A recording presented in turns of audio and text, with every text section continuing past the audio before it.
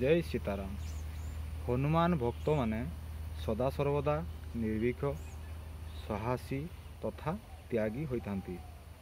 ସେମାନେ ସମସ୍ତ ନାରୀ ଜାତିକୁ ମା ବୋଲି ସମ୍ବୋଧନ କରିଥାନ୍ତି ଏବଂ ମା ବୋଲି ସମ୍ମାନ ବି ଦିଅନ୍ତି।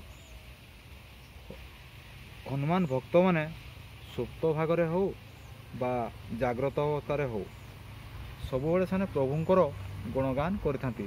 ସେମାନେ ଶୋଇଥିଲା ବେଳେ ବି ପ୍ରଭୁକୁ ଚିନ୍ତନ ତଥା ତାଙ୍କ ପାଖରେ ନିଜକୁ ସମର୍ପଣ କରିଥାନ୍ତି। ହନୁମାନ ଭକ୍ତମାନେ ଦୁଃଖ ଏବଂ ସୁଖ କୌଣସି ସମୟରେ ସେମାନେ ଭାଙ୍ଗି ପଡ଼ନ୍ତି ନାହିଁ, ଅର୍ଥାତ୍ ଦୁଃଖରେ ସେମାନେ ଦୁଃଖିତ ହୁଅନ୍ତି ନାହିଁ, ସୁଖ ସମୟରେ ସେମାନେ କେବେ ବି ଖୁସି ହୁଅନ୍ତି ନାହିଁ। ପରିଚିତ ହେଉ ବା ଅପରିଚିତ ହେଉ ଯାହାକୁ ବି ସେମାନେ ପ୍ରଥମେ ଦେଖନ୍ତି ଜୟ ଶ୍ରୀରାମ ଜୟ ସୀତାରାମ ବୋଲି ବି ସମ୍ବୋଧନ କରିଥାନ୍ତି। ଜୟ ସୀତାରାମ।